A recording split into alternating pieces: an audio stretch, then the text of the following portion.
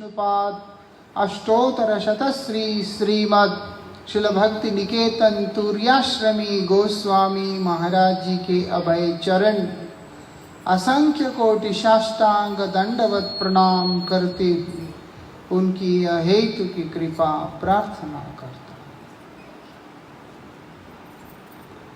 मानव जीवन में कुछ भी घटता है, ये संसारी व्यक्ति बदजीव होने के कारण नहीं उसको स्वीकार कर पाता है, उसको हजम नहीं कर पाता है,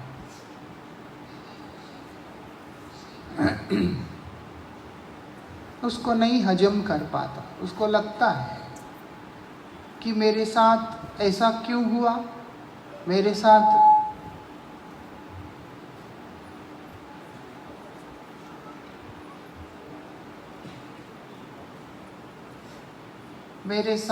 वैसा क्यों हुआ इत्यादि। कई ऐसे होते हैं, बहुत भजन करता था,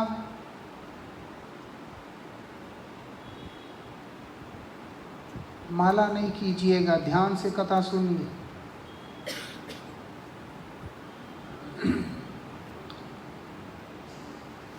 कई बार ये चीज मन में आता, मैं बहुत भजन करता रहा, जीवन में कलेश आ गया।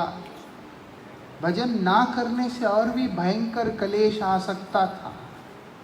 वो तो भगवान ने कृपा करके पहाड़ को छोटा सा ढेला बना करके छोड़ दिया। तात्पर्य ये है, हर व्यक्ति का इच्छा कुछ भी हो, होना वही होता है जो प्रभु निश्चित करते हैं, भगवान निश्चित करते हैं। भाग्यशाली जीव को यह बात समझ में आता है, सभी को नहीं आ सकता ऐसा। ये बड़े ही उत्तम मास है, श्रेष्ठतम मास है, कार्तिक मास है। भगवान को अतिशय प्रिय है, भगवान को बहुत प्रिय है यह मास। एक कार्तिक मास के अंदर वैष्णव लोग क्या करते हैं, नियम लेकर नियम सेवा को करते हैं। एक कार्तिक मास भगवान को इतना प्रिय है, भगवान ने इस मास के अंदर गोचारण लीला को आरंभ किया अपने भौम लीला के अंतर्गत। और इसी कार्तिक मास को दामोदर मास भी कहते हैं। क्यों? क्योंकि भगवान ने इसी महीने के अंदर दीपावली के अगले दिन, कार्तिक शुक्ल प्रतिपदा के दिन, दाम बंधन लीला को भी प्रकट किया है ऐसा। और साथ ही गोवर्धन पूजा आदि का व्यवस्था भी इसी महीने में हुआ।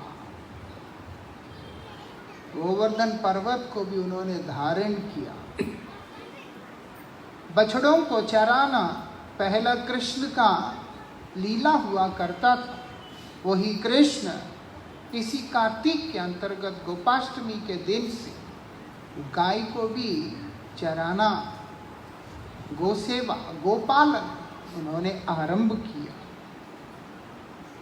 इसी कार्तिक व्रत को भक्त लोग ऊर्जा व्रत के नाम से भी संबोधन करते हैं। इसी कार्तिक व्रत को भक्त लोग नियम सेवा व्रत के नाम से भी जानते हैं। इसी कार्तिक व्रत को भक्त लोग दामोदर मास के नाम से भी जानते हैं ऐसा। इस मास के अधिदेव हैं भगवान श्री दामोदर, इसी कारण से इसको दामोदर मास कहते हैं। बहुत सारी विशेष तिथियों का समावेश इस मास के अंदर है। बहुत सारे वैष्णवों के तिरोभाव, आविर्भाव आदि इसी मास के अंदर प्रकट हो रहे हैं। ये नियम सेवा मास है। वास्तविकता में भगवान का सेवा नियम के अधीन होके नहीं होता है। जहाँ प्रेम है वहाँ पर नियम नहीं होता है ना। प्रेम होने पर वहाँ नियम नहीं चलता। नियम वहीं पे चलता है जहाँ पर प्रेम का अभाव है। इसीलिए बोल दिया विधि मार्ग रतजनी। जो व्यक्ति नियम को लेकर के साधना करने लगता है, उसके ऊपर कृपा करके उसके साधना का सिद्धि स्वरूप में उसको क्या किया जाता है, रागमार्ग का अंतर प्रवेश पाने का अधिकार दिया जाता है। रागमार्ग में नियम नहीं, लेकिन विधि मार्ग में नियम है। और क्योंकि बद्धजीव अपने हृदय के अंदर प्रभु के प्रति राग का अभावग्रस्त होने के कारण उसके लिए एक नियम दिया गया है। ऐसा उसी नियम को विशेष रूप से पालन करने का जो व्यवस्था हमारे आचार्यों के द्वारा हमको दिया गया है, उसी को नियम सेवा व्रत कहते हैं। श्री चैतन्य महाप्रभु का शिक्षा क्या है? कांत भाव का शिक्षा, श्री राधिका के दासत्व का शिक्षा। लेकिन बद्धजीव उसका चिंतन करने लगेगा, वो आगे नहीं बढ़ सकता है। लेकिन अगर चिंतन भी नहीं करेगा तो उसके प्रति उसके अंदर रुचि कब उत्पन्न होगा? एक वस्तु का चिंतन करने के लिए अधिकार की आवश्यकता होता है। जब अनाधिकारी व्यक्ति उसका जब चिंतन करने के लिए बैठेगा तो उसका अनर्थ हो जाएगा। अब क्या करें? जब चिंता ना करेंगे, विचार नहीं करेंगे उस विषय के बारे में, तो उसके प्रति लोभ नहीं होगा। और अगर चिंतन करते तो पतन होगा। इसीलिए हमारे आचार्यों ने कृपा करके इस नियम सेवा मास के अंदर भगवान के द्वारा किए जाने वाले जितने भी लीलाएं हैं, अष्टकाल के अंदर उनका चिंतन करने का व्यवस्था दिया। यद्यपि भगवान का लीला नित्य है, ऐसा नहीं है कि भगवान का लीला भी नियमबद्ध होकर काल के अधीन होता है। भगवान स्वयं काल है, कालोस। ऐसे स्वयं भगवान नित्य होते हुए भी उनकी लीला चिंतन करने का अधिकार जीव के लिए नियम के अंदर बद्ध किया है, उसी नियम मास के माध्यम से। क्यों? कि इस मास में तुम चिंतन कर सकते हो। और जब एक साधक इस मास के अंदर भगवान की उस अष्टकालीय लीला का चिंतन करता है, सखियों के अनुगत में रहकर, तब उसके अंदर लोभ उत्पन्न होगा। जब लोभ उत्पन्न होगा, उसको प्राप्त करने की उत्कंठा के साथ में साधन करने लगता है। जब साधना करने लगता है, क्या होगा?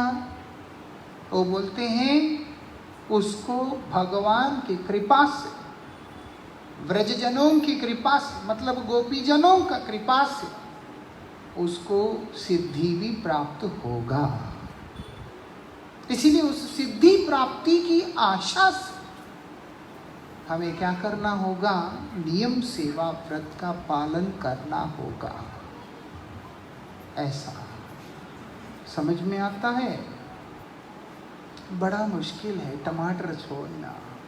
आयुर्वेदिक डॉक्टर आके कहता है कि टमाटर खाएगा मरेगा, सब छूट जाएगा। बड़ा मुश्किल है ये छोड़ना। कैसे छोड़े महाराज जी? तपस्या किए बिना किसी को भी भगवान का कृपा प्राप्त नहीं हो सकता है। वो तब क्या है? हरिनाम भी उसके अंतर्गत ही आता है, जब तक नाम में निष्ठा नहीं होगा। ऐसा नाम में निष्ठा का अभाव वाली अवस्था के अंदर नाम करना भी एक तप ही है। 16 माला करना पड़ेगा। हम पीछे कथा के अंदर बोलने लगे कि भैया कम से कम एक दिन में 8 माला तो करो। मेरे एक बंधु मुझसे कहते कि महाराज 8 माला एक दिन में करने के लिए बोल रहे, कल से कोई कथा में आएगा नहीं। क्या करना है? बोलो आप 4 करो, 4 से शुरू करो। ऐसा मतलब 4 माला से शुरू कर। उसके लिए वो 4 माला भी 400 सीढ़ी चढ़ने जैसा है, लेकिन चढ़ना पड़ेगा, वही नियम है, वही नियम है। बोलते हैं यही नियम सेवा लेकर क्या करो तुम? बोलते हैं भगवान श्री राधा गोविंद देव जी का चिंतन करो। ऐसा इसलिए उसी नियम सेवा का ये मास है। एक दिन में 8 याम होते हैं। उन 8 याम के अंतर्गत भगवान श्री कृष्ण चंद्र के द्वारा किए गए विभिन्न लीलाओं का चिंतन ही नियम सेवा है। और प्रार्थना सब समय यही आशा से भजन नहीं करते कि मेरा काम बन जाए, मेरा काम बन जाए, मुझे नौकरी लग जाए, मेरा मकान चल जाए, मेरा ये हो जाए, मेरा वो हो जाए। हमारे आचार्य कहते हैं कभी प्रभु के चरणों में भी जाके उनकी लीला को चिंतन करके उसको आस्वादन करने का प्रयास तो करो। कभी उनकी सेवा करते हुए उनसे प्रार्थना तो करो कि क्या आप हमारी सेवा से प्रसन्न हैं, अथवा वास्तविकता में आपसे क्या प्राप्त करने से मुझे प्रयोजन होगा, आपसे क्या पाने से मेरे लिए लाभ होगा। वही हमारे आचार्यों ने इशारा करते हुए इस अष्टकालीय लीला के माध्यम से हम लोगों के आगे रखा। ध्रुव महाराज ने जब देखा भगवान को, वो बोलते प्रभु मैं तो कांच को ढूंढ रहा था, मुझे तो यहाँ पर मणि मिल गया। ऐसा साधक को यह बात समझना होगा कि वास्तविकता में मैं प्रभु के चरणों में जाकर क्या प्राप्त करने वाला हूं? उनकी कृपा, उनका रसानंद, श्री कृष्ण प्रेमानंद, श्री राधिका के दासत्व का आनंद। ऐसा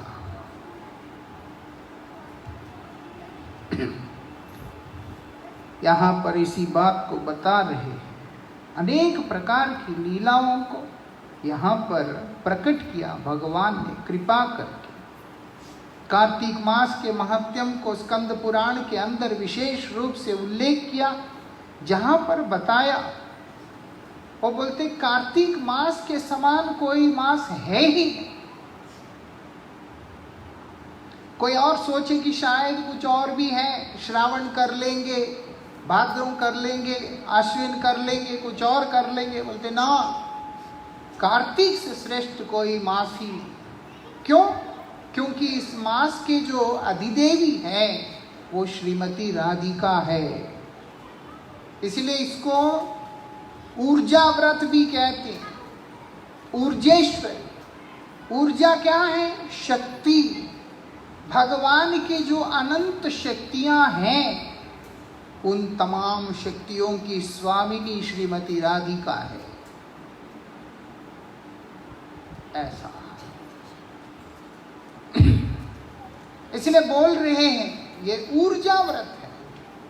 श्री राधिका की प्रसन्नता के लिए किए जाने वाला व्रत, यद्यपि इस मास का अधिदेव भगवान दामोदर होने के बावजूद भी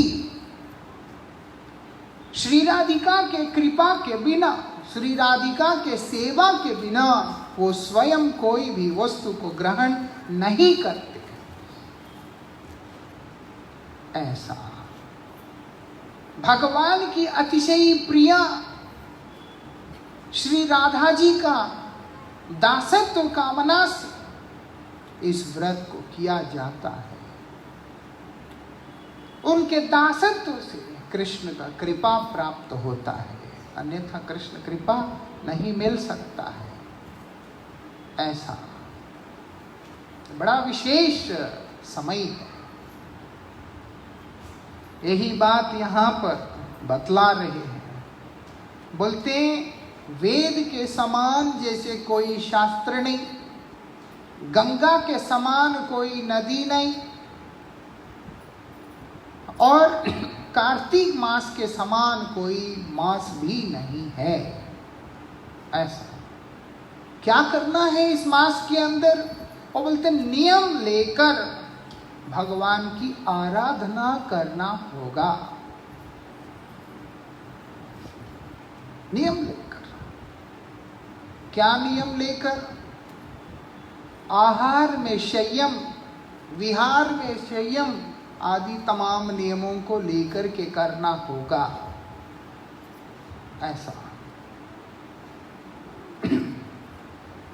वैसे तो शास्त्र कहते हैं जितना हम भोगों से अपने आप को दूर रखेंगे उतना ही हमारे लिए लाभ होने वाला है। जमीन में सोना, एक समय खाना और उसके बाद 3 बार स्नान करना, 3 बार संध्या आदि करना, ये सारे नियमों के बारे में इसके अंदर बताया।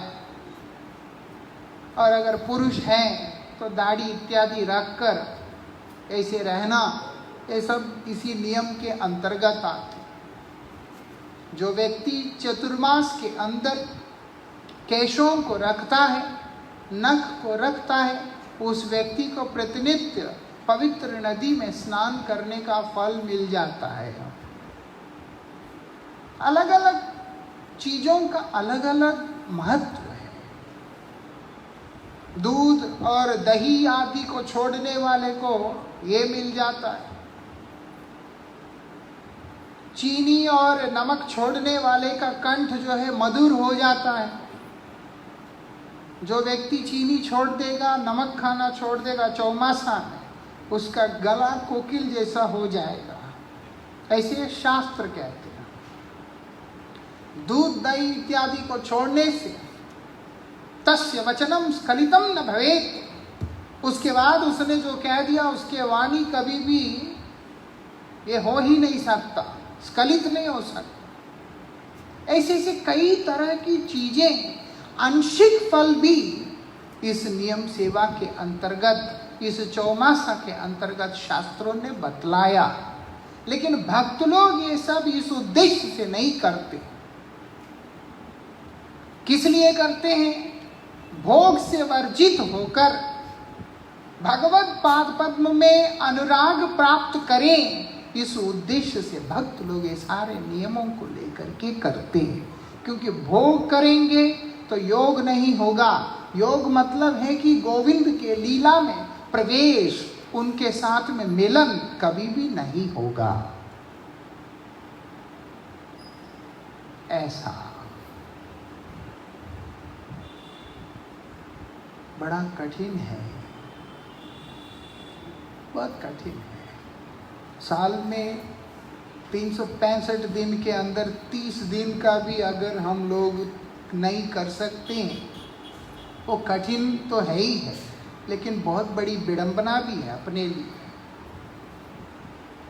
ऐसा यहाँ पर बताते, जो व्यक्ति नियम सेवा व्रत को ठीक से पालन नहीं करता है, वो व्यक्ति निश्चित रूप से नरक में जाएगा। ऐसा जो सन्यास नियम सेवा व्रत पालन नहीं करता है वो नरक में जाएगा, जो गृहस्थ नियम सेवा व्रत पालन नहीं करता वो नरक में जाएगा, जो विधवा नियम सेवा व्रत पालन नहीं करती वो नरक में जाएगी। हर कोई नरक में जाएगा जो इस नियम सेवा का पालन नहीं करता है, ऐसा शास्त्र कहते हैं।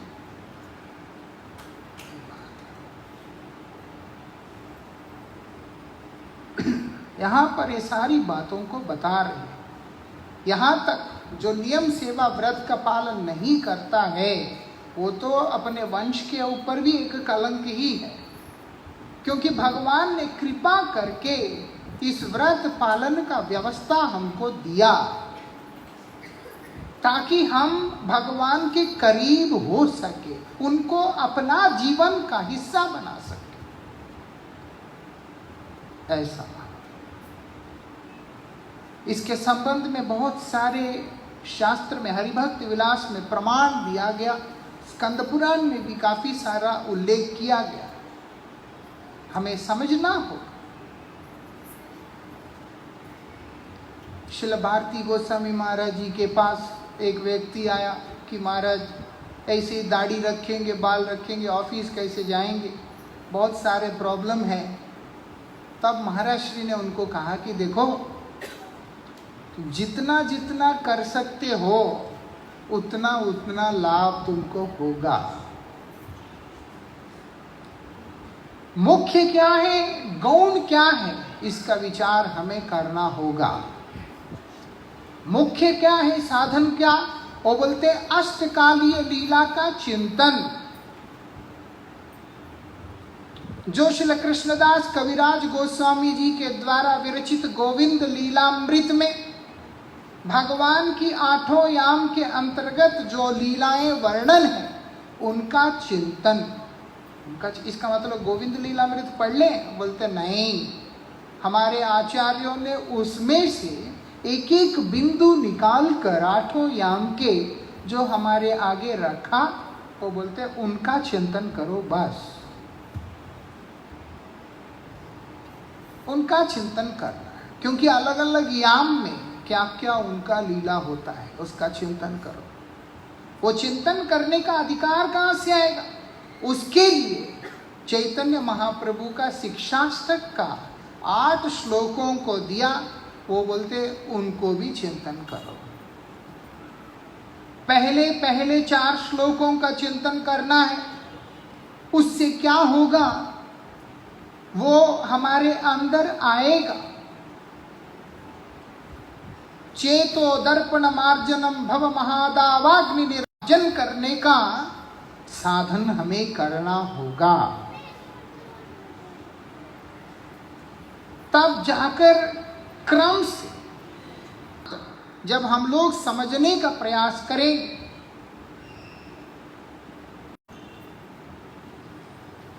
मेरा माला बहुत बढ़िया हो जाता है महाराज जी,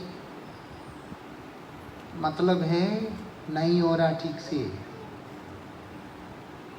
ऐसा। मैं रोज कर लेता हूँ, 120 कर लेता हूँ, 192 कर लेता हूँ। ये तो कोई तो हरिदास ठाकुर से भी आगे निकल गया, बोलते हम 5 लाख हरिनाम करता है। प्रभुपाद जी और हरिदास ठाकुर तो 3-3 लाख हरिनाम किया, और ये एक दिन में 5 लाख हरिनाम कर लेता है, बात भी कर लेता है लोगों से, और घर के और 50 तरह के काम भी कर लेता है, फिर उसके बाद 5 लाख हरिनाम भी कर लेता है, ना जाने क्या कुछ कर लेता है। चैतन्य महाप्रभु शिक्षा दे रहे हैं, शोधन कैसे होगा चित्त का, नाम प्रभु में आसक्ति कैसे होगा। दुर्दैव मीदृशमिह जानिना अनुराग, नाम में अनुराग तो हो ही नहीं रहा। जब अनुराग होता है अथवा होने लगता है, तभी ये भाव हृदय के अंदर आता है। अब जिसके अंदर नाम प्रभु के प्रति अनुराग हो रहा है, उसी के मन में ये भाव स्वतः आ जाता है। त्रिनादपि सुनीचेन तरोरपि अमानेन मानवेन कीर्तनीय सदा। ऐसा वो हरि कीर्तन करता है स्वाभाविक दैन्यता के साथ। ऐसा नहीं प्रभु जी आप वैष्णव जी बड़े और कुछ हो गया, ले देखा उसने कितने बदतमीज है। अरे अभी तो तू प्रणाम करके बोल रहा था वैष्णव है। वो तब तक ही है जब तक कि उसके अहम के ऊपर जो है पिन नहीं लगा। क्यों? क्योंकि नाम में रुचि का अभाव। बोल इसीलिए चैतन्य महाप्रभु ने शिक्षा दिया और श्री भक्तिविनोद ठाकुर जी ने उस अष्टकालीय लीला को की स्फूर्ति के हमारे हृदय के अंदर प्रकाशित हो, उसके लिए साथ साथ में चैतन्य शिक्षाष्टक भी हम लोगों के आगे रखा। सीधा लीला चिंतन करने से नहीं होता, सीधा गोपी बन के गोविंद लीलामृत चिंतन, उसके बाद गोपी गीत चिंतन, भ्रमर गीत चिंतन, ना जाने सारी चीजें गा गा के ऐसा। एक स्थान में राधा कृष्ण की लीला के ऊपर चर्चा हो रहा है। मैं था वहां पर, वो दूसरे भाषा में हो रहा था, मेरे लिए अनुवाद कर रहे थे। मैं उनको एक बात पूछा, मैंने बोला आपने टिश्यू पेपर इस्तेमाल करना छोड़ दिया? वो मेरा मुंह देखने लगे कि ये क्या पूछ लिया महाराज। जिस संस्कृति के अंदर धोने का व्यवस्था नहीं है, जिस संस्कृति के अंदर पति पत्नी आदि का कोई मान सम्मान नहीं है, पत्नी पति का मुंह नहीं देखना चाहती, पति पत्नी का मुंह नहीं देखना चाहता है, और उसके बाद अंदर के विषय वासनाएं खत्म नहीं हो रहा, और फिर उसके बाद हम लोग राधा कृष्ण की लीला चिंतन करते, ये अपने आप को धोखा दे के खुद को सर्वनाश करने की बात है। वो हम लोग ना करें, उसके लिए श्री चैतन्य महाप्रभु ने हमारे आगे शिक्षाष्टक को रखा। साधना करो और क्रम से एक एक लीला का स्फूर्ति तुम्हारे जीवन में होता चला जाएगा। ऐसा गोपी बनना आसान है, दीनता लाना कठिन है। ऐसा और हमारा परंपरा गोपी प्रेम का शिक्षा का परंपरा है, तो कैसे छोड़ दे उसको? बोलते ना, इसीलिए भजन का रहस्य दिया हम लोगों को, और उसी को नियम बनाकर नियम सेवा में हम लोगों को चर्चा करना होता है, जिससे कि हम लोग अपने जीवन के लक्ष्य के ऊपर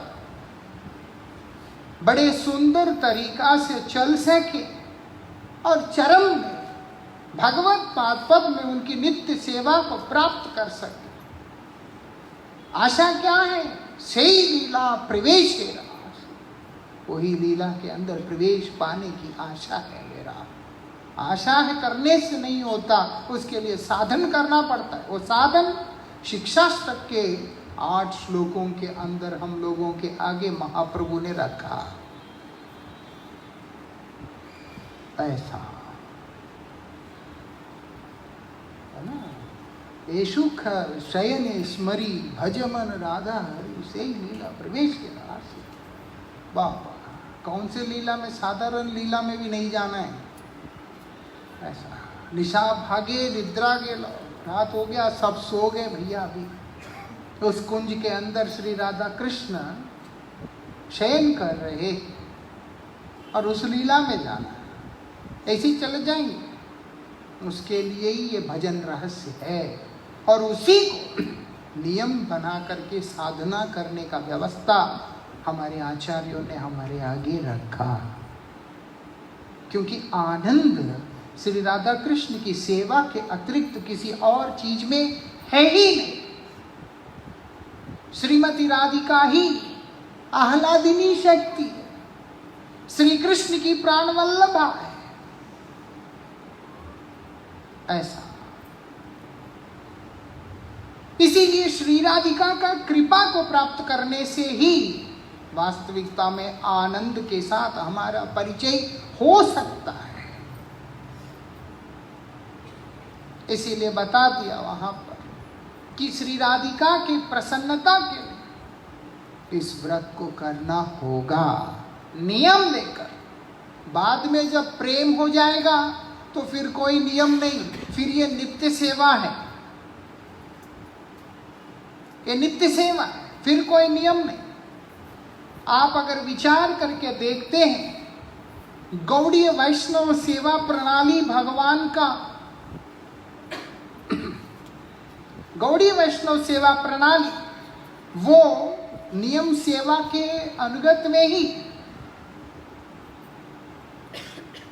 मंगल आरती होता है, निशांत लीला को और रात्रि लीला हम लोग उसमें जाते हैं विशेष रूप से। कृष्ण क्या करते हैं, सुबह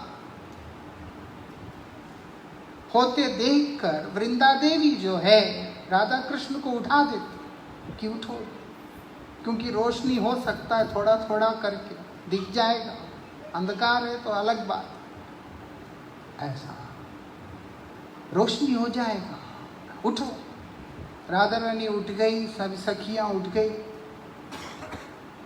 फिर कृष्ण भी उठकर, पहले उठते नहीं, वो बंदर आकर के वहां पर कृष्ण को उठाती, जैसे अलार्म बजता है ऐसे, जो भी है बंदर का जैसे होता है। वो उठ गए, क्या करते, घर चले गए। उसके बाद यशोदा कृष्ण को उठाती है, फिर उठते, स्नान आदि करते, गोचारण करते, गोदोहन करते। मठ में भी वही होता है, मंगलारती सीधा उठाती है, फिर उसके बाद अर्चन पूजन होता है, बाल्य भोग होता है, फिर उसके बाद कृष्ण गोचारण के लिए चलते हैं, मध्याह्न में भोग ग्रहण करते, फिर वहाँ से राधा कुंड जाते, फिर शाम को जो है घूम घाम के लौट के आते, फिर यशोदा फिर आरती करती है, फिर उसके बाद उनको भोग लगाती है। इसीलिए मठों के अंदर देखते हैं, जब ठाकुर जी का सुबह पूजा हो जाता है तब उनको छड़ी दिया जाता है, मतलब है कि गोचारण के लिए जा रहे हैं।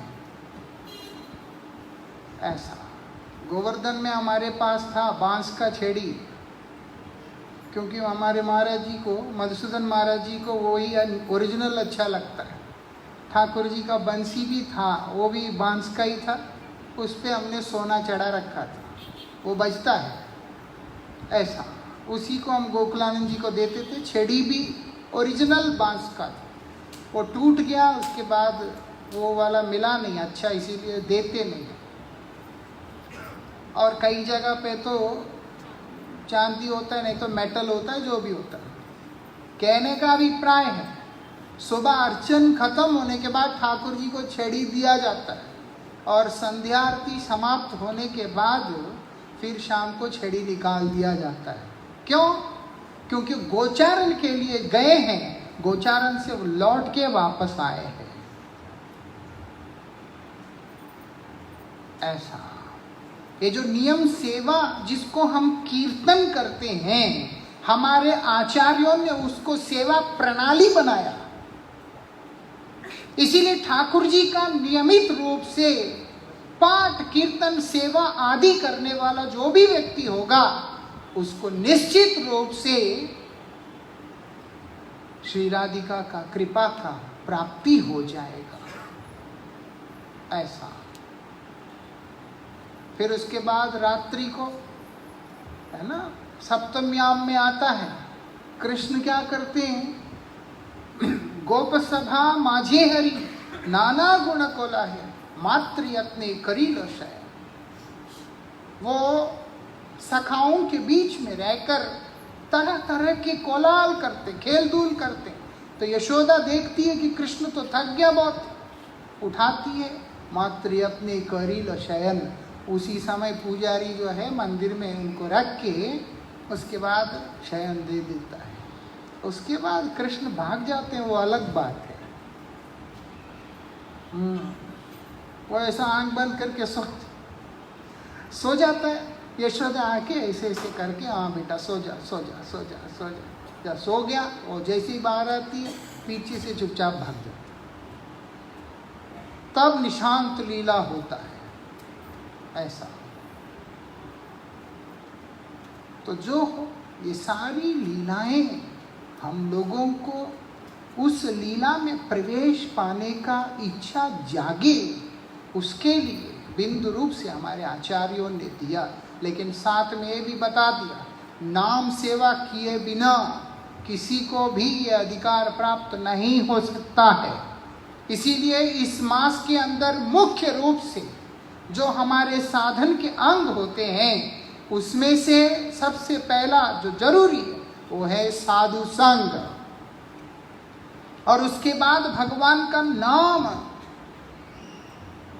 इसीलिए बोला कार्तिक व्रत अगर आपने करना है, बोलते धाम में करना। धाम में कैसे करेंगे, हमारे सभी तो जा नहीं सकते। बोलते विष्णु मंदिर में करना, नहीं वो भी कैसे संभव है। बोलते फिर तो भक्तों की संगति में करना। कार्तिक व्रत को नियम लेकर भक्तों के संग में रहकर इस व्रत को करना होता है। सबसे उत्तम है अगर धाम में रह के करे, नहीं है तो धाम स्वरूप जो वैष्णव होते हैं उनके सानिध्य में रह करके इस व्रत को नियम लेकर के करना है। हरिनाम करना है, बोलते भागवत को श्रवण करना है। जो व्यक्ति इसके अंदर श्रीमद् भागवत का पाठ करता है, श्रवण करता है, उसको अष्टादश पुराण वेद वेदांत आदि को पाठ करने का जो फल ऐसे ही मिल जाता है। क्यों? क्योंकि तमाम शास्त्रों का सार ही श्रीमद् भागवत है। वही श्रीमद् भागवत जी का पाठ जब हम भक्तों के सानिध्य में रह के करते हैं, उसके बाद और क्या बाकी रह गया है। इसलिए बताया भागवत पाठ करना होगा। और इसके अलावा हमारे आचार्यों ने बतलाया गजेंद्र मोक्ष का पाठ, ब्रह्मस्तुति का पाठ और गोपी गीत का भी पाठ करने के बारे में हमारे आचार्यों ने बताया। लेकिन परम गुरु महाराज जी ने कभी भी गोपी गीत को पाठ करने के लिए बहुत ज़्यादा किसी को प्रोत्साहित नहीं किया। इसीलिए गुरु जी भी नहीं करते थे, इसीलिए हम लोग भी नहीं करते हैं। लेकिन ब्रह्मस्तुति और गजेंद्र मोक्ष का पाठ, उनमें से कोई एक हम लोग अवश्य ही कर सकते हैं, करना चाहिए। इसके अतिरिक्त श्री रूप गोस्वामी के द्वारा विरचित उपदेशामृत, रघुनाथ दास गोस्वामी जी के द्वारा विरचित मन शिक्षा, श्रील भक्तिविनोद ठाकुर जी महाराज के द्वारा विरचित भजन रहस्य आदि ग्रंथों का भी चर्चा करने के लिए हमारे आचार्यों ने आदेश किया। और विशेष रूप से ये दामोदर मास होने के कारण, भगवान दामोदर इसके अधिदेव होने के कारण, उनकी प्रसन्नता के लिए इस मास के अंदर प्रतिनित्य नियमित रूप से दामोदराष्टक पाठ करने के बारे में हमारे आचार्यों ने व्यवस्था दिया। जो कोई भी इस प्रकार से साधन करने लगता है उस व्यक्ति का परम मंगल होगा। चलो खाने का नियम नहीं कर सकते, मान लिया, कई लोग नहीं कर सकते खाने का, चलो क्या कर सकते, कई कारण होते, मान लिया, लेकिन बाकी जो साधन है उसके लिए भी अगर समय नहीं होगा तो उसका भाग्य खराब ही माना जाएगा। ये बात है। हरिनाम करना पड़ेगा अधिक से अधिक, और जैसे कि श्री रघुनाथ दास गोस्वामी के जीवनी में आता है, अपने समय को विशेष करके इस कार्तिक मास के अंदर किसी भी प्रकार के ग्राम्य कथा में, मतलब अनर्गल बातों में नष्ट नहीं करना होता है। ऐसा अनावश्यक चर्चा, परनिंदा, परदूषण आदि जितने भी कर्म होते हैं उन सब से स्वयं को अलग रखना होगा। मतलब दूसरे की चर्चा नहीं करना है। क्या चर्चा करनी है? बोलते गोविंद लीलामृत की चर्चा करनी है। दूसरों के दोषों का चर्चा नहीं करना है, दूसरों के गुणों का चर्चा नहीं करना। चर्चा करनी है भगवान की लीला का चर्चा करना, गुरु वैष्णवों का लीला का चर्चा करना, तब जाकर के हमारा परमार्थ आगे जाएगा। इतना ही नहीं, यहाँ पर बता दिया कि कार्तिक व्रत के अंदर कई लोगों का विचार है कि कल शरद पूर्णिमा से कार्तिक व्रत आरंभ हुआ। शास्त्र कहते हैं कि ये आश्विन शुक्ल पक्ष की जो एकादशी है, मतलब पाशांकुशा एकादशी जो अभी पीछे गया, वास्तविकता में तभी से ये दामोदर व्रत आरंभ होता है। किसी किसी नियम के अनुसार पूर्णिमा से भी ये व्रत आरंभ होता है। अथवा आप पूर्णिमा से करें अथवा एकादशी से करें, शास्त्र इस बात को कहते हैं देवोत्थान के साथ यह व्रत संपन्न हो जाता है। क्योंकि चतुर्मास्य जो व्रत होता है वो देवशयन एकादशी से लेकर देवोत्थान एकादशी तक ही माना गया है। उसके अंतर्गत ये कार्तिक व्रत पाशांकुशा एकादशी से वास्तविकता में आरंभ होता है, और किसी किसी भक्तों के हिसाब से पूर्णिमा से भी होता है, कोई दोष नहीं है। लेकिन देवोत्थान एकादशी से लेकर रास पूर्णिमा तक के जो 5 दिन है उसको भीष्म पंचक कहते हैं। कार्तिक व्रत देवोत्थान एकादशी को विश्राम प्राप्त करता है। इस नियम से इस व्रत को हमें करना होगा। और ये भी बताया इस व्रत को करना है तो भगवान के पाद पद्म में प्रणाम करके उनसे निवेदन करना पड़ता है कि प्रभु आप हम पर कृपा करें, जिससे हम यह व्रत निर्विघ्न रूप से संपन्न कर सके, पालन कर सके। ऐसा है ना। अधिकांश व्यक्ति को ये चीज़ समझ में आता नहीं। ऐसा क्या करें बेचारे, कुछ सीधे होते हैं, कुछ टेढ़े होते हैं, और कई ऐसे होते हैं जिनका भाग्य खराब होता है। हमारे जैसे गुरुजी से कई बार सुना फिर भी समझ में आता नहीं, बोल भी रहे मंच से फिर भी समझ में आता नहीं। ऐसा इसलिए जो है, लेकिन समझने से लाभ है, नहीं समझने से जिंदगी बर्बाद है। इस महीने के अंदर विशेष रूप से भगवान के आगे दीपदान करना, दीपदान करने से जो व्यक्ति दीपदान करता है उसके पूर्वजों के साथ भगवान उसको वैकुंठ जगत में ले जाते। कार्तिक में भगवान के आगे दीपदान करने से भगवान इतना ज़्यादा प्रसन्न होते। एक चूहा घी खाने के लिए आया और वो एक दीप से जलते हुए बत्ती को लेकर दूसरा दीप जला दिया, और उसी से भगवान ने उसके ऊपर कृपा करके मनुष्य योनि दे दिया। इतना महिमा है। मतलब दीपदान करने से बहुत लाभ है। और यहाँ तक जो आगे दीप प्रज्वलित है अथवा मंदिर के अंदर जो दीप बुझ गया उसको जलाने से और अधिक लाभ है। ऐसा आपको अपना नया दिया जलाने की जरूरत नहीं है। जो दिया जल रहा है उसी में अगर कोई घी डाल देता है उसको ज्यादा लाभ है। ऐसा स्कंद पुराण में ऐसा वर्णन आता है। चूहा बत्ती खाने के लिए गया, घी खाने के लिए गया, खाते खाते वो जोत ले जाकर इधर उधर भाग रहा है और उसी में दूसरा जो जोत है वहां पर वो भी जग गया। उसी से उसका मनुष्य शरीर प्राप्त हो गया। ऐसा बहुत लाभ होता है। इसीलिए बोलते हैं यहाँ पर दीपदान अवश्य करना है। और जो विष्णु मंदिर के अंदर नियम सेवा में नियमित रूप से दीपदान करता है उसको बहुत ज़्यादा ही लाभ होता है। इसलिए अपने सामर्थ्य के अनुसार अपने अपने मंदिर दीपों से अलंकृत करते रहना चाहिए। ये सब नियम सेवा के कार्तिक व्रत के अंदर विशेष रूप से करने वाले कृत्य हैं।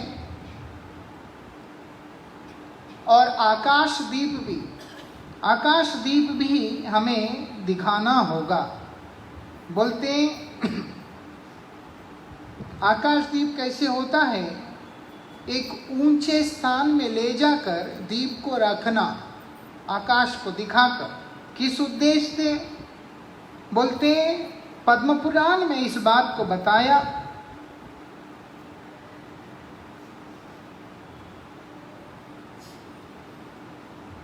जो मनुष्य कार्तिक मास में दामोदर के उद्देश्य से आकाश में उच्च प्रदीप दान करते हैं वे धन, समृद्धि, ऐश्वर्य, धार्मिक पुत्र प्राप्त कर सुलोचन विशिष्ट विद्वान के रूप में जन्म ग्रहण करते हैं और अंत में अपने कुल को पवित्र करके विष्णु लोक में गमन करते हैं।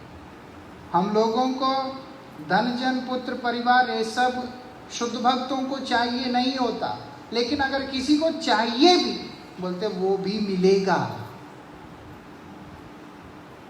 किसी को अगर चाहिए उसको भी ये सब मिल जाएगा, ये विशेषता है। और मरने के बाद अंत में शरीर छोड़ने के बाद बोलते हैं विष्णु लोक में जाएगा वो।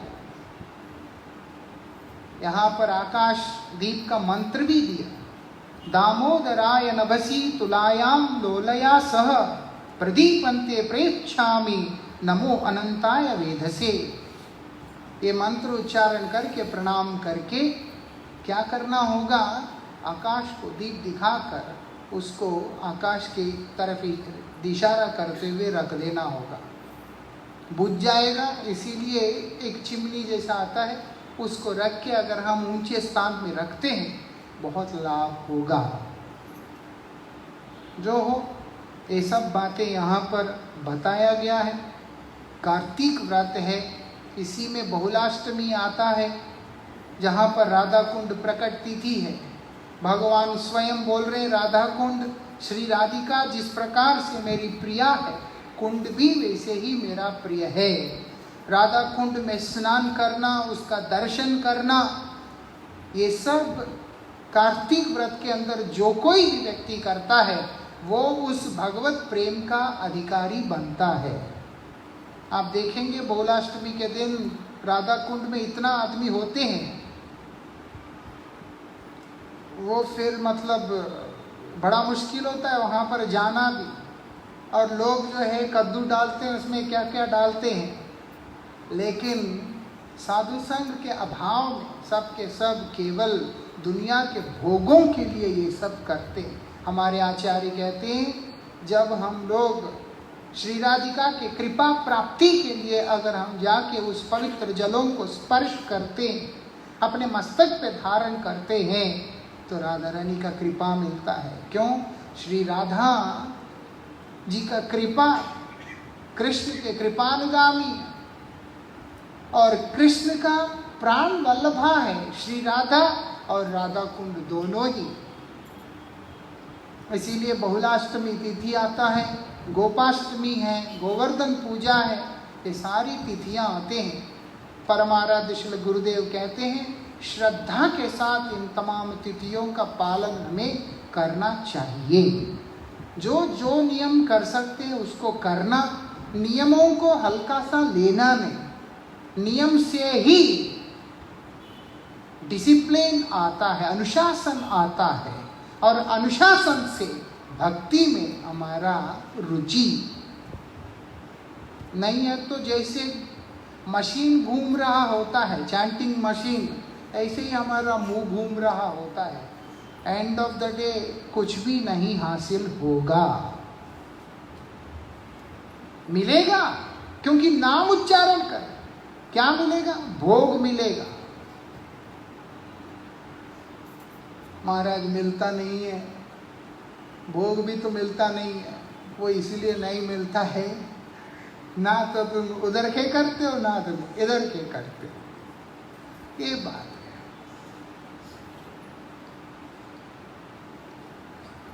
इसलिए ऐसे नहीं करना है।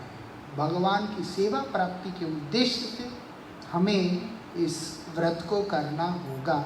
उनकी कृपा प्राप्ति के उद्देश्य से इस व्रत को करना होगा। भगवान की कृपा से सब कुछ मंगल ही होगा।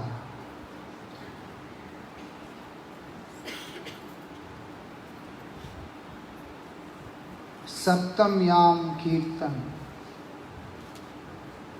प्रदोष लीला भजन प्रेम विप्रलंब।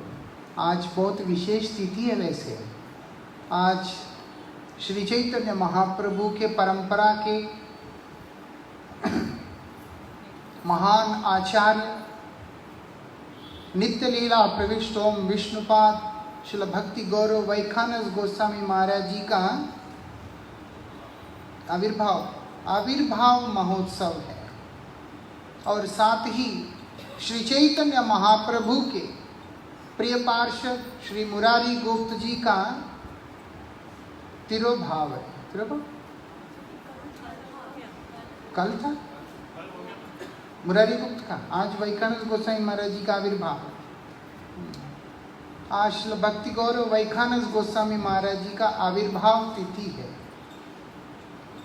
वो हमारे परमाराध्य परम गुरुपाद पद्म नित्य लीला प्रविष्टोम विष्णुपाद श्री श्रीमद भक्ति दैत माधव गोस्वामी महाराज जी के सन्यास गुरुदेव भी हैं। उनसे हमारे परम गुरु जी ने सन्यास स्वीकार किया और उत्कल देश का जो उस समय के तत्कालीन जो राज परिवार था उसके ये राजगुरु भी रहे। कितने प्रभावशाली व्यक्तित्व हैं, हम कल्पना भी नहीं कर सकते। सूर्यदेव के उपासक हैं, श्मशान में बैठ कर के साधन किया। ऐसा मुर्दे के ऊपर बैठ के साधन किया मठ में आने से पहले। जब वो उधर बैठ के साधन कर रहे, मुर्दे का लाश का हाथ ऐसे ऐसे उठ रहा था। ये मंत्र पढ़ के उसको शांत कर रहे हैं। वो बोलते आपको क्या चाहिए? बोलते ज्ञान। बोलते मिलेगा। सूर्यदेव के उपासक है, रोज सूर्यदेव को पूजा किए बिना कुछ भी नहीं खाते, कुछ भी नहीं खाते। उस दिन उनको कलकत्ता जाना था, मायापुर जाना था और पूरा दिन वहां पर धुंध है, सूर्यदेव तो दिख ही नहीं रहे, पूजा किसका करें? वो खाली पेट दोपहर हो गया। वहां से निकल के जब ट्रेन में बैठने लगे थे, उसी समय एक व्यक्ति टोकरी भर के फल लेके उनके पास आके कहता है इसको जल्दी चढ़ाइए चढ़ाइए। जब उसको चढ़ाया उसके बाद वो गायब हो गया। इतने में धुंध खुलता है और वो सूर्य को तर्पण देके देखते हैं कि आदमी कहाँ गया। जब बैठते हैं तब उनको दिखाई देता है कि वो साक्षात सूर्यदेव ही उनके लिए वो टोकरी भर के फल लेकर के आए। ये सब श्रील प्रभुपाद जी से मिलने के पूर्व ही हुआ है। ऐसा कितना साधन उनका पहले से ही है। आप लोग कल्पना कर सकते। ऐसे महान व्यक्तित्व हैं। और उसके बाद यात्रा करते करते एक गांव में पहुंचते हैं। वो लोग उनसे पूछते हैं, यहाँ पर विश्राम करने का कोई स्थान है? गांव वाला ऐसे करके उनको एक घर में भेज दिया, वहाँ चले जाओ। वो घर में कोई नहीं होता, चले गए। उस घर के अंदर ब्रह्मदैत्य है और ये वहाँ चले गए। ये लेटे हुए अपना, ब्रह्मदैत्य सामने आता है तो ये पूछते हैं सामने से, क्या हुआ? हम अंधेरे कमरे में नहीं रह सकते।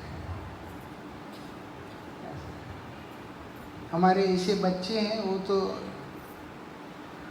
बहुत स्ट्रांग दिखाई देते हैं, थोड़ा सा अंधेरा होने से बच्चे बन जाते हैं। उनके अंदर का बचपन उस समय बाहर निकल के आ जाता है ऐसे। और श्री वैखानस गोस्वामी महाराज जी उस प्रेत को पूछते हैं कि क्या है, और बोलते हैं हम आपका खून पी लेगा। अच्छा, तो मैं तुम्हारा उद्धार का चिंता नहीं है? बोलते हमारा उद्धार कौन करेगा? बोलते हम करेगा। बोलो क्या चाहिए? बोलते एकादशी का फल। उसी समय उन्होंने संकल्प लेके एकादशी का फल दिया और उसका उद्धार भी हो गया। ऐसे प्रभावशाली व्यक्तित्व है। अगले दिन सुबह सभा के दरवाजा खटखटा रही है, अपना पूजा पाठ करके जब बाहर निकलते, क्या हुआ? वो बोलते आपको कुछ दिखा नहीं? बोले क्या दिखना था? बोलते अंदर। बोलते उसका उद्धार हो गया, चलो। ऐसे थे, पान खाने के बड़े शौकीन थे। श्रील प्रभुपाद जी के पास आए। प्रभुपाद जी बोलते गोद्रुम जाना है चैतन्य मठ से, आप भी हमारे साथ चलिए। जब जा रहे थे, उन्होंने पान खा रहे थे। बंगाली ऐसे ओडिया के उधर के लोग पहले होता था कि डिब्बा होता था, पान के पत्ते होते थे, सुपारी चूना वगैरह सब रहता है, लगा लगा के खा रहे होते हैं ऐसे। बंगालियों को बहुत शौक है। अभी उन्होंने नाव में बैठ के पान खा के उस सरस्वती में थूक दिया। श्रील प्रभुपाद जी ने उनको देख के बोला हम इनको माँ देख करके प्रणाम करते हैं। इतना ही बोला, ये भी नहीं बोला कि आप पान मत खाओ। इतनी बात पे उन्होंने इतना मन में लिया कि इतने बड़े महापुरुष, उनको कष्ट हुआ मेरे इस अभ्यास के कारण, बोल करके उन्होंने उसी समय उठा करके फेंक दिया उसको। जीवन में कभी ऐसी चीज को हाथ नहीं लगाया।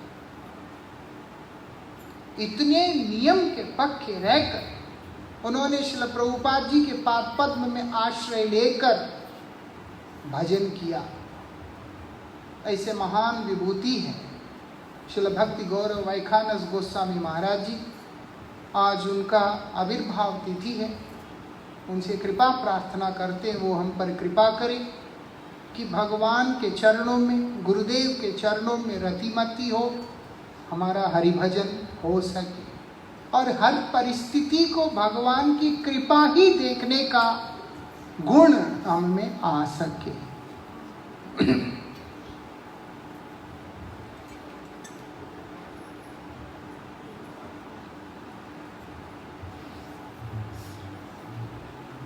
सप्तम्याम कीर्तन प्रदोष लीला भजन प्रेम विप्रलम युगायितं निमेषेण चक्षुषा प्रावृषायितं शून्यायितं जगत्सर्वं गोविंद विरहेण मे उद्वेगे दिवस न जाय क्षण हैलयुगसं वर्षार मेघ प्राय अश्रु भरिषेलय गोविंद विरहे शून्य हैल त्रिभुवन तुषानले पोड़े ये न जाए जीवन।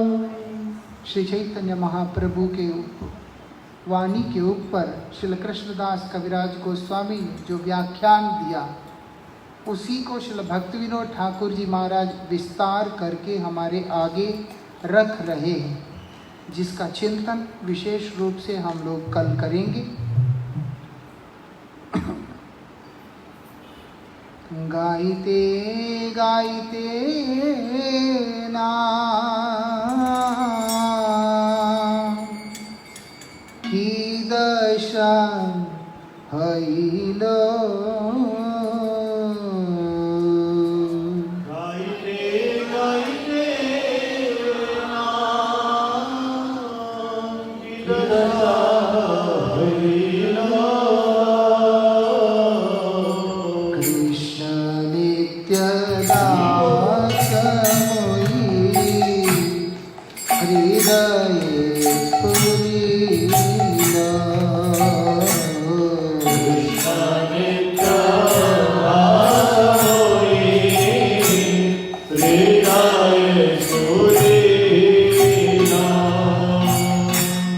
जानिला माया पाशे ये जड़ जगती,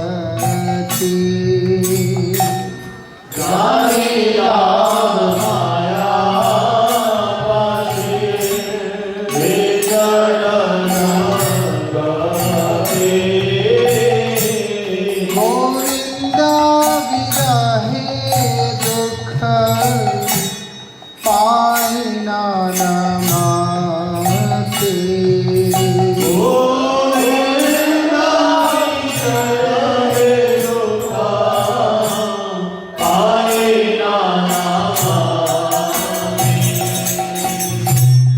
और ये संसार मोर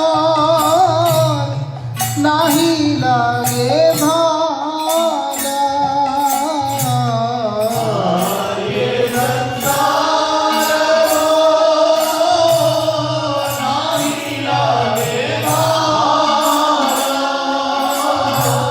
कहाँ जाए कृष्ण हेरी ये चिंता विशाल,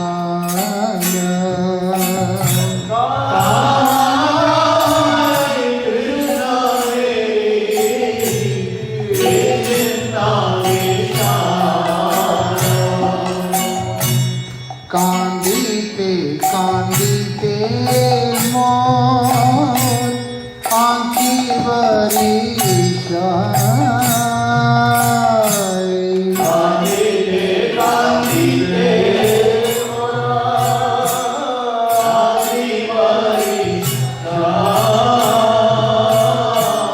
वंशाधार हेनु चक्षे हईलो उदय,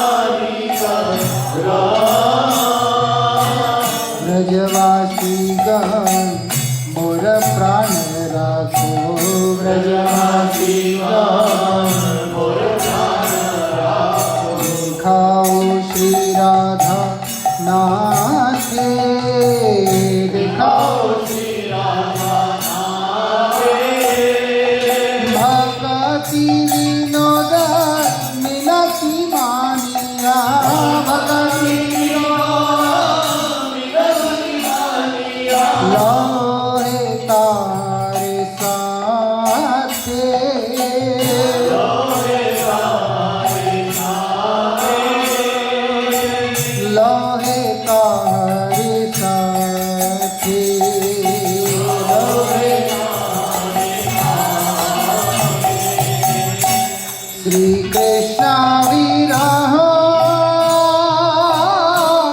सहित ना पारी।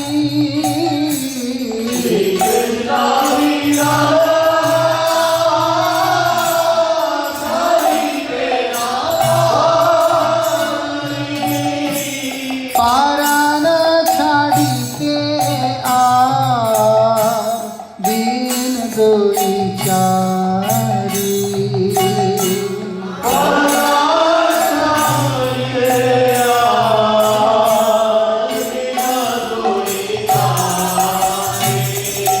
गाइते गोविंद नाम उपजित भवग्राम।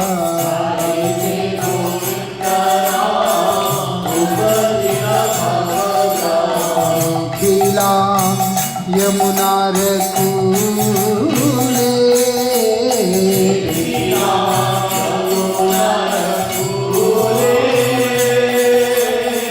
वृषभानुसुता संगे श्यामनट भर रंगे।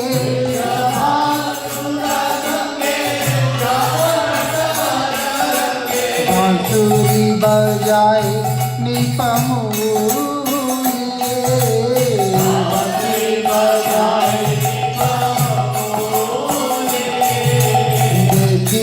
युगल धर अस्थिर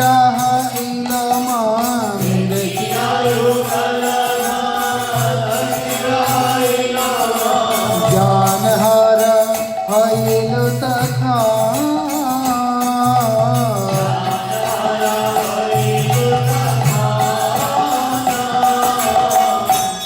कत क्षणे नाही जानी ज्ञान लाभ हरिलो मानी।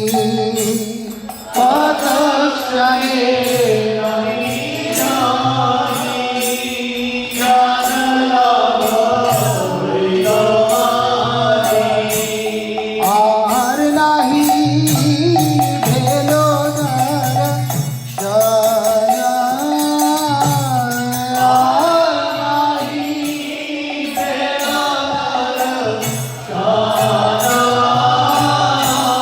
आर नाही भेलो दर्शन।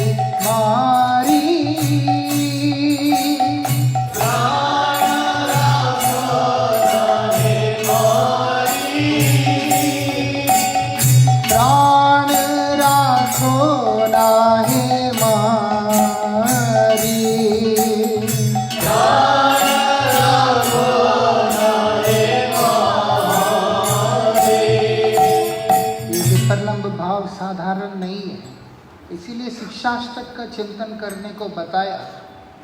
जब तक अंदर धन जन आदि का कामना रहेगा ये कभी भी समझ में आएगा नहीं। इसीलिए बोल दिया पहले 4 श्लोकों का अभ्यास कर, उसको पढ़ो, उसके ऊपर आचरण करो। अंदर से ये आना होगा, न धनम न जनम न सुंदरीम कविताम वा जगदीश कामई, ये सब नहीं चाहिए मुझे। धन जन ना ही मांगू कविता सुंदर, फिर क्या चाहिए? किस लिए बैठे हो यहाँ? शुद्ध भक्ति देह मोरे, हे कृष्णा कृपा कर शुद्ध भक्ति दे दीजिए मुझे, बस ये प्रार्थना होगा। तब ये विप्रलंब भाव क्या है समझ में आएगा। ऐसा इसीलिए बोलते हैं शिक्षाष्टक को हमें चिंतन करना चाहिए, तब समझ में आएगा। उसके बाद आइनंद तनिज किंकरम पतितम मामृष में भवाम्बुध, मैं तो भगवान का किंकर दास पतित होकर के यहाँ पड़ा हूँ। अनादि कर्म फले पड़ी भवार नव जले, तारीवारे ना देखी उपाय, मुझे तो कोई उपाय भी दिखता नहीं प्रभु, इससे मैं बचूंगा कैसे? ये सारी अवस्थाओं को जब व्यक्ति उपलब्धि करेगा तब ये प्रेम विप्रलंब की बात समझ में आएगा। कोई करेगा नहीं। इसीलिए हमारे आचार्यों ने नियम बनाया कि नियम सेवा में साथ साथ करते रहो। इसलिए रोज शिक्षाष्टक पढ़ना और रोज उपदेशामृत आदि पाठ करना। परमाराध्य गुरुदेव अपने नित्य साधन का हिस्सा बनाया इसको, उसी को नित्य आराधना के नाम से हम लोग कीर्तन करते। गुरुजी डेली रघुनाथ दास गोस्वामी का गोवर्धन वास स्तोत्रम, फिर उसके बाद उपदेशामृत, शिक्षाष्टक, इन सब चीज़ों का पाठ किया करते हैं। हमारे साथी भी चाहते थे सब सीखे सब करें, लेकिन भजन में रुचि बड़ा मुश्किल से आता है।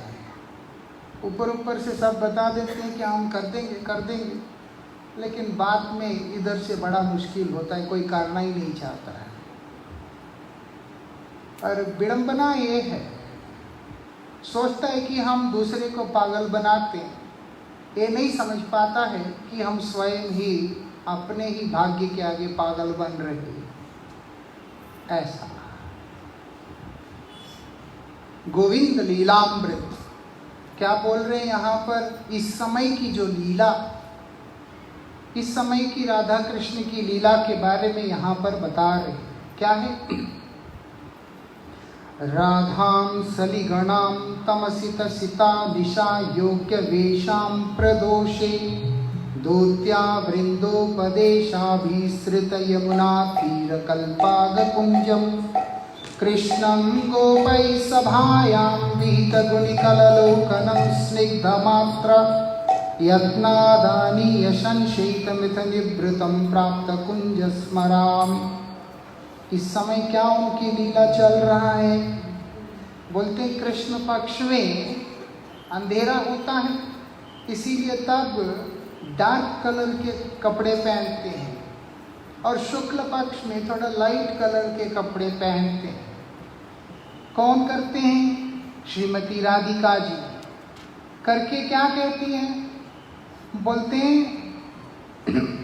वृंदा देवी के उपदेश से, वृंदा देवी पूरी लीला के अंतर्गत उन्हीं का मुख्य काम रहता है। विशेष करके ये निशांत लीला और रात्रि लीला में और प्रदोष लीला में तैयारी करती है। रात्रि लीला में वहाँ पर रह के सब सेवा ठीक हो रहा है कि नहीं देखती रहती है, और निशांत लीला में उनको उठाकर घर भी भेज देती है। ये सारा मुख्य जो लीला है वो सब वृंदा देवी के ही निरीक्षण में होता है। क्या बोलते हैं? श्री राधिका वृंदा देवी के उपदेश के अनुसार अपने सखियों के साथ आके जमुना जी के पावन तट पे कृष्ण मिलन की आशा से आ रही होती है। यहाँ कृष्ण क्या करते हैं? सखाओं के मध्य में बैठे रहते हैं और क्या करते हैं? तरह तरह के खेल कूद करते रहते हैं। यशोदा बोलती बहुत रात हो गया, सो जाओ, लेकिन मन में है कि राधिका से मिलना है, क्योंकि पूर्व निश्चित हो रखा है सब कुछ। इसी कारण से राधा जी से मिलना है, इसलिए कृष्ण क्या करते हैं, खेल तो रहे, माता जैसे उठा के कमरे में ले जाके सुला देती है, आंख बंद कर लेते हैं। यशोदा को लगता है कि कृष्ण तो सो गया, जैसे ही बाहर आती है पीछे से चुपचाप चले जाते हैं। ऐसा किस लिए? श्री राधिका जी से मिलने की इच्छा से। ऐसा ये रसानंद की बात है, ये साधारण विषय नहीं है।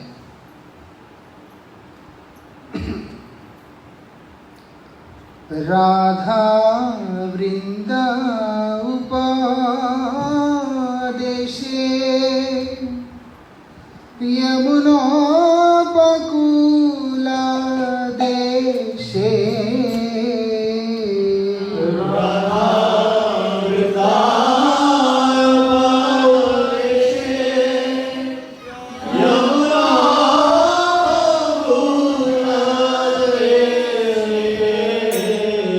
सांकेतिक कुंजे अभिसारे,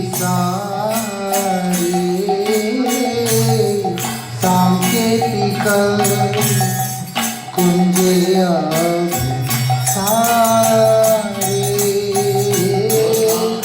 सांकेतिक कुंजे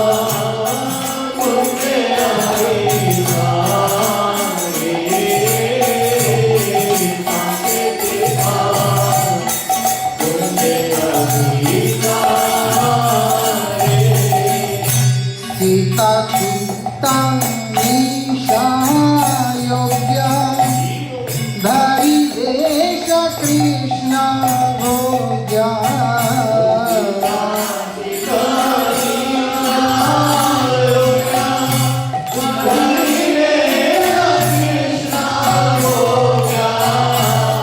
सखी संगे सानंद अंतरे, सखी संगे सानंद अंतरे, सखी संगे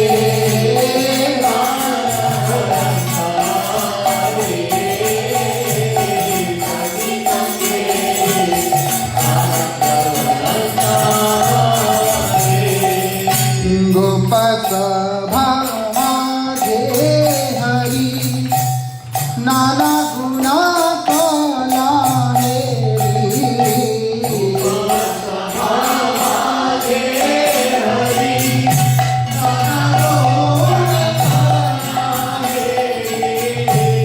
मातृयत्ने करिलो शयना, मातृयत्ने करिलो शयना।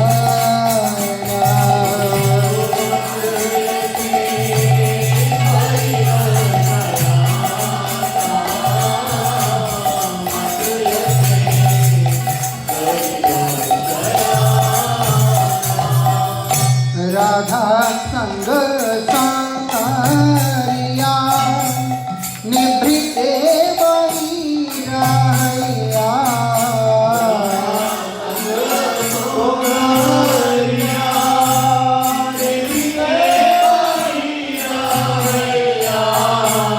प्राप्त कुंज करिए स्मरणा,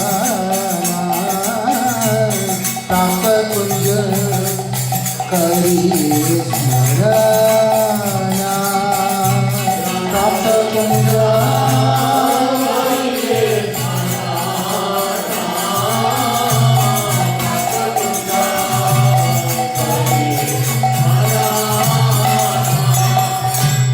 अष्टमयाम कीर्तन, रात्रि लीला भजन, प्रेम भजन संभो। आश्लिष्यवां पादरतां पिनष्टुमां हर्षणात्मर्मतां करोतु वा, यथा तथा वा विदधातु वंपट मत्प्राणनाथस्तु स एव नापरो। श्री गुरु महाराज जी बोलते हैं, इशारा दिया ये तो चिंतन करने का भी जो है किसी की योग्यता नहीं है। ये बहुत बड़ी बात है, ये साधारण बात नहीं। शिक्षाशास्त्र का ये 8वां श्लोक वास्तविकता में जीव के लिए है ही है। ऐसा अमी कृष्ण पद दासी के रस सुख राती, कृष्ण पद दासी के रस सुख राती, हरि प्रिय करे आत्मसात, हरि प्रिय करे आत्मसात, जीवना दे दर्शन ना जाने मोर तन मान, दीवाना के दर्शन ना जाने मोर तनुमान, प्रभु देहो मोर प्राणनाथ, प्रभु देहो मोर प्राणनाथ, प्रभु देहो मोर प्राणनाथ। प्रभु देहो मोर प्राणनाथ। अभी आप देखो, मुश्किल से 2-4 माला करते, ठीक से हरिनाम भी नहीं करते, इससे बात करते, उससे बात करते, फोन चलाते हुए टेढ़े मेढ़े जैसे तैसे, उसके बाद भी काम नहीं बना, कुछ हो गया। भजन करने से भी कोई काम तो बनता नहीं, आक्षेप भी करते। ऐसे जो बदजीव है वो इस तत्व को कैसे समझेगा? क्या बोल रही है राधा रानी? अमी कृष्ण पदादासी, मैं श्री कृष्ण की चरण दासी हूं और मेरा काम केवल उनका आनंद संवर्धन करना है। इसीलिए बोला गोपियों का काम भी प्रेम है। प्रेम काम क्या है? आत्मेंद्रिय प्रीति। उनका आत्मेंद्रिय प्रीति क्या है? कृष्णेंद्रिय प्रीति ही उनका आत्मेंद्रिय प्रीति है। उनका अपना कुछ है ही नहीं है कि इससे हमें सुख मिलेगा। मेरे प्रभु को सुख मिला तो उनका सुख ही मेरा सुख है। उसकी पराकाष्ठा है जहां पर राधिका कहती है मुझे दुख देकर मेरे प्राणनाथ को सुख मिलता है, उनका वो सुख मेरे लिए अधिक सुखदायी है। मैं वहां पर अपना दुख नहीं देख रही, मेरे नाथ का सुख देख रही। ये अवस्था है, हम कल्पना नहीं कर सकते इसको, लेकिन इशारा दिया ताकि हम इसको पढ़कर, इसको कीर्तन करके आचार्यों के अनगत अपने आप को उस रास्ते में ले जाने का प्रयास करें। अगर हरिनाम कर रहे हो, सत्संग कर रहे हो, अपने अंदर ये भाव लेके आओ कि हे प्रभु, हे नाथ, आपका सुख ही मेरे लिए सर्वोपरि है।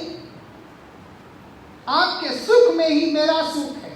मेरा अपना कोई सुख दुख बोल करके है ही नहीं। ऐसा मेरा अपना सुख दुख बोल करके कुछ है ही नहीं। अगर आप सुखी हैं तो मैं सुखी हूं। देखो राधा रानी क्या बोल रही? अगर आप मुझे दर्शन भी नहीं देते, मरमाहट करते, कुछ भी करते, तब भी कृष्ण आप ही मेरे प्राणनाथ है, मेरा और कोई नाथ नहीं है। बहुत ऊपर की बात है, जीव का सामर्थ्य से परे की बात है। ऐसा वहां इस चीज को समझेंगे कैसे? जब हम लोगों के अंदर ये भाव आएगा। कौन सा? नयनम गदगद सुधारया वदनम गदगद उद्धारया। कब मैं आपका नाम करूंगा, पुलकै विचितम वपु कदा तव नाम ग्रहणे भविष्य। आपके नाम ग्रहण करते हुए कब मेरा ऐसी अवस्था आएगा? और उसको कुछ भी नहीं मिलेगा, ये कंफर्म। फिर उसके बाद किसी ने कहा था हरिनाम कैसे करना, रोना। हमने सुना चंडीगढ़ में किसी के घर में 10 लोग इकट्ठे हुए। वो क्या करते हैं, रोज इकट्ठे होके सुबह रो रो के हरिनाम करते, क्योंकि रो रो के हरिनाम करना पड़ता है। अगल बगल के लोग भी आके बैठ गए ये सोच के कि कोई मर गया घर में। और एक बार हमने एक महात्मा को देखा, रो रो के हरिनाम करना है, गाड़ी में ही वो हरिनाम कर रहे हैं, रो रहे। अरे कृष्ण, इतने में फोन आया, मैं अभी हरिनाम कर रहा हूँ, बाद में बात करूंगा। हरिनाम ऐसा नहीं। गुरुजी हमेशा बोलते थे हृदय से रोना। वो हृदय से रोना कब आएगा? जब हम लोग इसको समझने का प्रयास करेंगे। शुरू से चेत और दर्पणम मार्जनम को जिसने छोड़ दिया है वो कभी भी आश्रित सेवा वाली बात को नहीं समझ सकता है। पहला सीढ़ी को जिसने छोड़ दिया वो 10वें सीढ़ी पे कभी भी नहीं चढ़ सकता है। श्रद्धा जिसके अंदर उदय नहीं हुआ उसके जीवन में प्रेम कभी आ ही नहीं सकता है। श्रद्धा, साधु संग, भजन क्रिया, अनर्थ निवृत्ति, यही क्रम चलता है। इसीलिए बहुत सावधानी से भजन करना पड़ता है। वही भजन की शिक्षा भजन रहस्य है, जिसको विशेष रूप से कार्तिक के अंदर श्रील भक्तिविनोद ठाकुर जी, श्रील प्रभुपाद आदि आचार्यों ने चिंतन करने का आदेश किया। गोविंद लीलामृत तावक्तो लब्ध संगो बहु परिचरणे वृंदयाराध्यमानो प्रेष्टाभिर्लसन्तो विपिन विहारनैर्कानरसाभिलास्य नानालीलनितान्तो प्रणयी सहचरिवृन्द संसेव्यमानो राधा कृष्णो दिशायां सुकुसुमशैले प्राप्तनिद्रो स्मरामि। वृंदा परिचर्या पाया प्रेषाली गाने रे लैया। वृंदा परिचर्या पाया प्रेषाली गाने रे लैया। राधा कृष्ण रसगीत लीला। राधा कृष्ण रसगीत लीला। राधा कृष्ण रसाले करीना। राधा कृष्ण राधे करीना। विकलास्य कैला कदम सेवा कैलो साजी। सेवा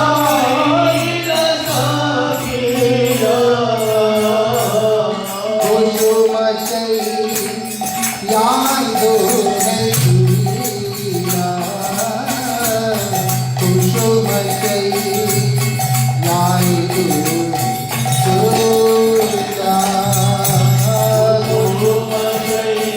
यादो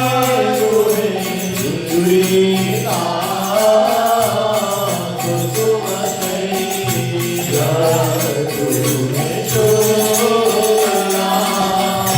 निशा आगे निद्रा गेला।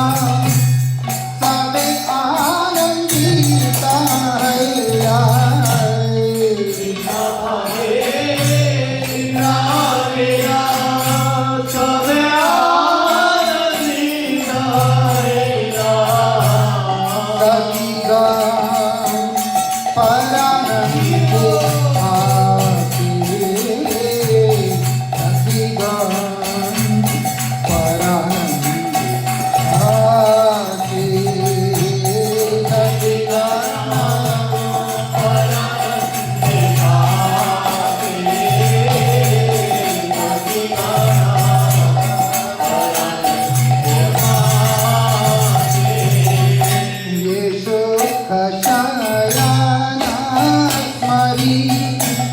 भजमान Radha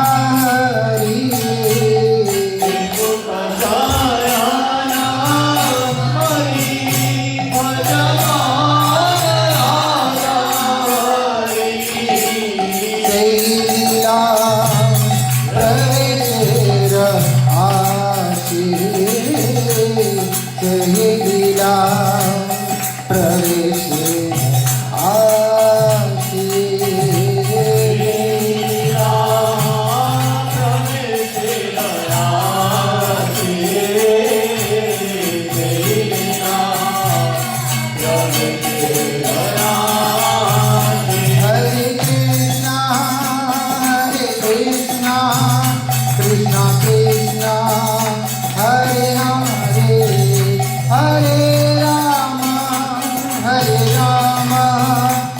Ram Ram Hare Hare Hare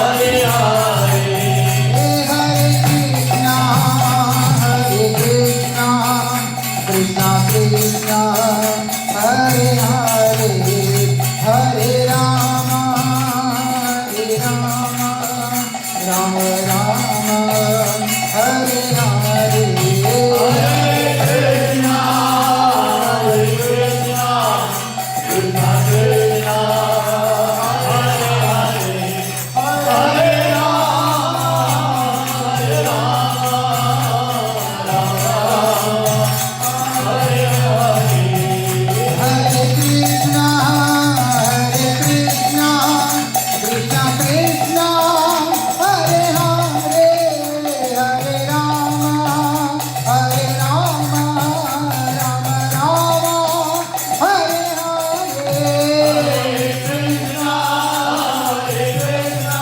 Hare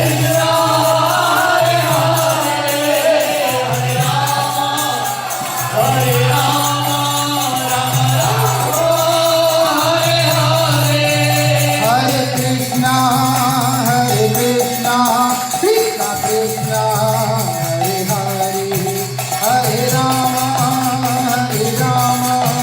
Rama Rama,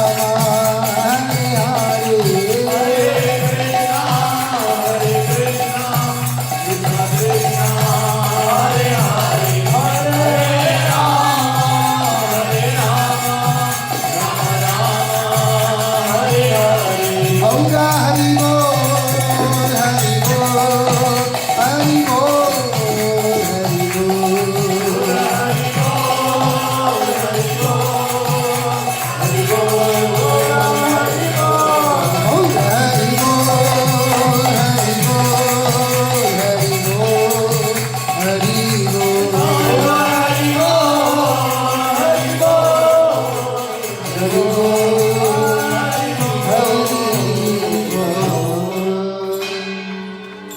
Kartik व्रत बहुत ही प्रभावशाली है। बड़ी गंभीरता से लेके भजन करना है ना, एक सुनहरा मौका भगवान के द्वारा हमको दिया गया है। वो एक कार्तिक व्रत के रूप में इतनी दुनिया भरी पड़ी है, किसी को कुछ सुध ही नहीं, उसमें से भगवान ने कृपा करके हम जीवों को चुना, हम पे कृपा किया। इस कृपा को व्यर्थ नहीं जाने देना चाहिए।